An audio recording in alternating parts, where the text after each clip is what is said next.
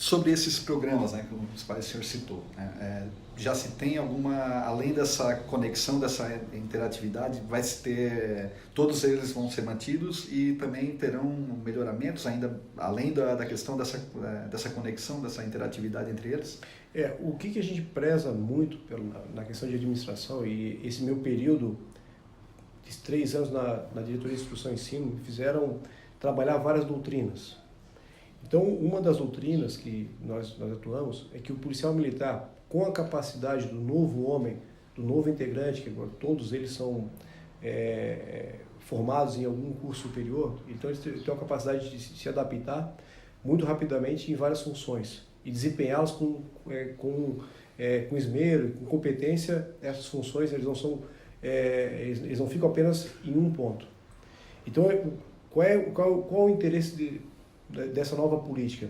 É que o policial militar, mesmo nós temos pouco efetivo, um efetivo que não é o ideal para todas as áreas, mas que esse efetivo faça mais de uma função.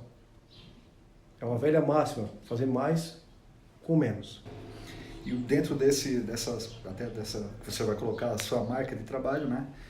O senhor também já esteve reunido com a Polícia Civil, tem-se planos para que tenha uma maior interação, maior interatividade, inclusive parcerias com a Polícia Civil nesse trabalho também, com a Polícia Judiciária?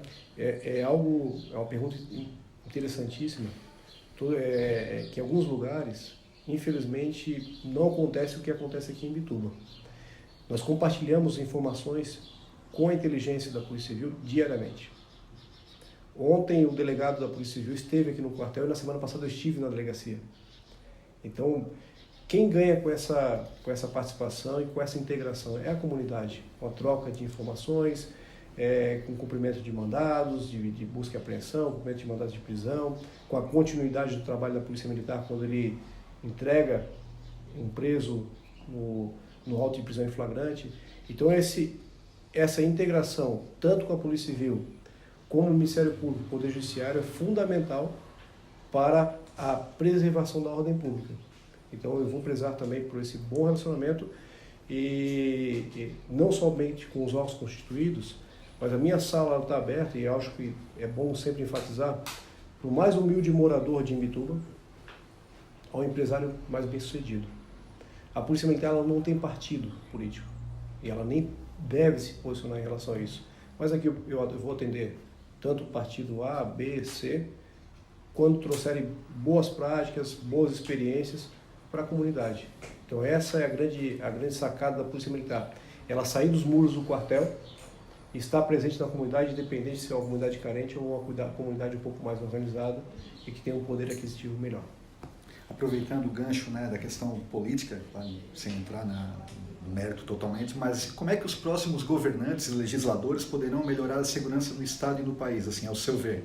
E como fazer para que o policial militar, principalmente, tenha essa sensação que deve ser muito ruim de estar enxugando gelo, de prender várias vezes o mesmo, como até a gente também na imprensa costuma até noticiar para que, né, que isso seja visto, prender várias vezes o mesmo criminoso e ele, por conta até da falência do sistema carcerário, da fragilidade, vamos dizer, de leis também, né? Como é que esses novos governantes que vão entrar agora, né, governadores, presidentes, deputados, enfim, podem, ao seu ver, aí, melhorar essa situação, que eu acho que é um dos grandes, desmotiva muitas vezes o policial, né? Essa pergunta ela é muito interessante porque a gente pode trabalhar na resposta por vários ângulos e vários aspectos e dá para a gente ficar talvez aqui 1 hora, 2 horas conversando somente sobre essas questões legais, né? Eu começo respondendo com a minha experiência nesses 20 anos de corporação. Nós tivemos algumas fases de legislações um pouco mais duras e outras um pouco mais benevolentes.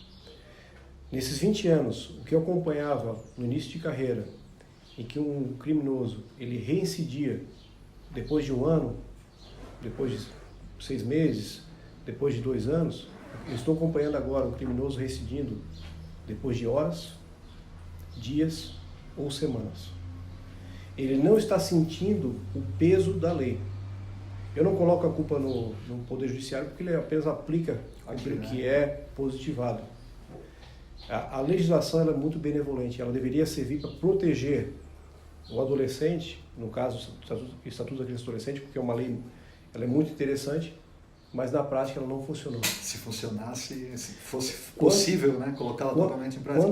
Quando eu aprendo um adolescente lá numa situação de tráfico de drogas, em que havia comparsas armados, né, faccionados, o Estado deveria pegar esse adolescente e protegê-lo. Essa era a função do Estado. E por essa ausência de legislação e talvez de locais para socializar esse adolescente, no mesmo dia ele é liberado para o mesmo local que ele foi preso pela Polícia Militar lá às 2 horas da manhã, junto com criminosos de altíssima periculosidade, ele volta para aquele mesmo ponto. A experiência demonstra que esse adolescente, como ele não sente o peso da legislação e ele não é protegido pelo Estado, ele vai voltar a delinquir, ele vai ser apreendido novamente, tá? Ou ele vai ser morto por guerras de facções criminosas. Então o Estado, ele não está conseguindo, o Estado brasileiro como um todo, ele não está conseguindo proteger o criminoso. O que seria proteger o criminoso e proteger a sociedade? É dar a ele a pena necessária, corrigindo a ação dele. É dizendo para ele, olha, tu cometeu uma transgressão, tu fugiu, tu estás à margem da lei, então ele é um marginal, por isso, então ele tem que sofrer a reprimenda. Como ele não sofre a reprimenda, ele volta a delinquir porque ele acaba sendo aceito naquele ambiente. E algo interessante, quando eu prendi um criminoso, um adolescente, um adulto, ele sentia muita vergonha de ser preso. Ele escondia o rosto quando tinha uma rede de televisão. Ele não gostaria que fossem informados os familiares. Hoje em dia, ele não sente mais vergonha de cumprir pena e ser conduzido numa viatura algemado.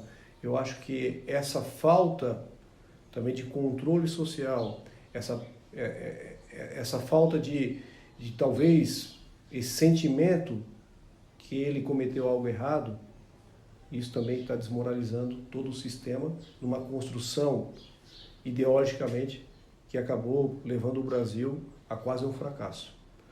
Como nós poderemos corrigir? Primeiro ponto, eliminando algumas brechas que possam liberar o criminoso que cometem pequenos delitos. Esse pequeno delito ele afeta a maioria da população, por exemplo, um pequeno furto. Para algumas pessoas, não, mas é um pequeno furto, eu tenho que liberar o criminoso. Mas ele afetou uma pessoa tanto no seu bem material, como na questão psicológica, porque eu perdi algo que eu comprei, eu lutei para isso. Um celular, eu tive uma ocorrência que é porque uma senhora estava chorando copiosamente, porque ela tinha um carnê, mais 12 prestações de um celular que ela tinha comprado de última geração para dar para o filho durante o Natal. Isso é considerado um crime de menor potencial ofensivo. Então é um crime não grave, por exemplo. E aí muitas pessoas, não, vamos liberar esse criminoso, mas ele deveria sofrer a reprimenda para não cometer novamente esse tipo de infração e ficar à margem da lei. Então eu vejo que pode haver mudança, sim, deve haver mudança. Porque a Polícia Militar, ela vem prendendo criminosos e não raras vezes a gente vê uma ficha criminal de 30, 40, 50 prisões de um mesmo criminoso. Mas, acho que não há lei que diga que seria para soltá-lo, né? Mas eu acho que até você pode esclarecer. Acaba-se na hora tendo que se escolher entre o A e o B, pegando de menor potencial ofensivo, crimes contra a vida, e acabam por não ter vaga em presídio. Seria isso ou eu estou errado? O que a lei prega hoje... Porque o Estado já não dá esse suporte. Até 4 anos, pode ser arbitrado uma fiança, tá? Em que o criminoso ele sai daquela situação e pode responder o crime em liberdade. Alguns outros delitos, hoje com o advento da audiência de custódia, ele pode responder também em liberdade pelo crime que ele cometeu, dependendo da gravidade do evento. Nós já tivemos casos de criminosos presos em flagrante com uma boa quantidade de entorpecente, vamos lá, 2, 3 quilos de maconha, e na audiência de custódia serem considerados de não gravidade para a sociedade, eles não foi considerado que eles não traziam risco à sociedade, e eles foram postos em liberdade para responder o crime, tá? Como se nada tivesse acontecido, e vão responder mais adiante. Isso gera, sem dúvida alguma, um sentimento de impunidade. Tá. Sobre a questão do policiamento ostensivo nas cidades aqui que a GIB comanda, né? A questão de barreiras e blitz, o senhor também pretende intensificá-las mais? Qual a sua opinião sobre esse tipo de ostensividade e se pretende até deixá-las mais frequentes? O que acontece? Quando a gente faz operações, tanto o comando de trânsito, que é vulgarmente chamado de blitz, com a barreira policial, que ela pretende apreender armas, prender criminosos e ter um controle da criminalidade naquele ambiente, elas são importantíssimas, porque a ação de fiscalizar, ela é muito próxima à ação de proteger. Então essa ação de fiscalização no trânsito é algo que eu vou prezar bastante, entrada e saída da cidade.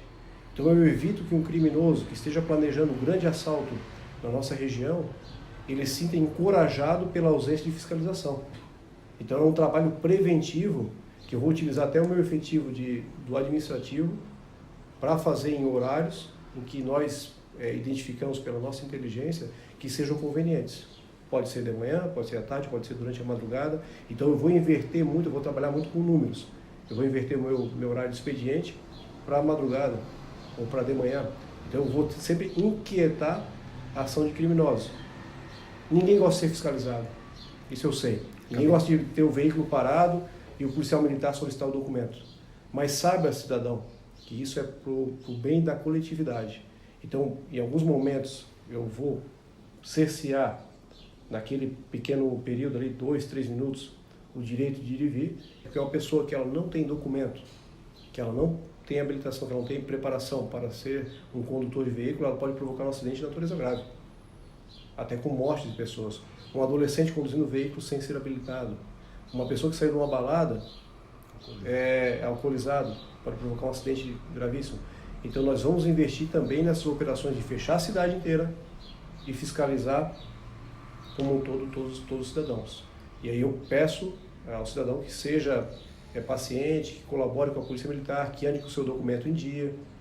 Todos nós sabemos que a nossa habilitação ela tem um período de validade. E nós ouvimos muitas desculpas, olha, eu já estava indo no Detran, hoje eu vou pagar o documento, e aí 3 anos atrasado o documento, como nós já pegamos em algumas operações. Então, para finalizar, 2 últimas perguntas. A GIB, ela tem aparelhamento e efetivos suficientes, que o senhor considere suficiente para que possa realizar esse belo trabalho que se tem em provisão? E o que está faltando, né? E se o senhor pode falar, assim, por último, um pouco mais da sua relação com o Imbituba, para que as pessoas também saibam que tem aqui quase que um imbitubense aqui, hoje no comando. Eu vou responder de trás para frente, então. Pode ser, fica à vontade. Eu tenho um laço histórico com o Imbituba, um laço familiar. A minha mãe é natural de Imbituba, então todos os familiares dela são todos aqui ainda. Boa parte residem em Imbituba, na região aqui de Maruí, na região do Mirim, Nova Brasília, Barra da Ibiraquera. Então eu tenho laços com a cidade desde a minha infância. Em relação ao efetivo, quando eu fui convidado há 3 meses atrás, eu já venho estudando estratégias para que com o mesmo efetivo eu possa produzir mais. Não adianta eu trabalhar com o número ideal, que eu não terei a curto prazo.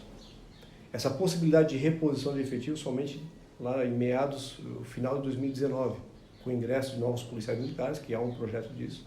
Então, nesse próximo ano, eu tenho com o efetivo que eu tenho em mãos, que não é o ideal, eu tenho talvez algo a contribuir com os policiais, que eu conheço de tecnologia, eu conheço de bons equipamentos, eu sei onde que a gente pode comprar bons fuzis, boas tecnologias para a equipe de inteligência, eu sei como melhorar o serviço policial com o uso de ferramentas. Então a gente vai trabalhar muito com isso. E tem uma estratégia que eu considero que Imbituba daria um passo à frente, seria ser um órgão formador de policiais militares, não somente capacitação.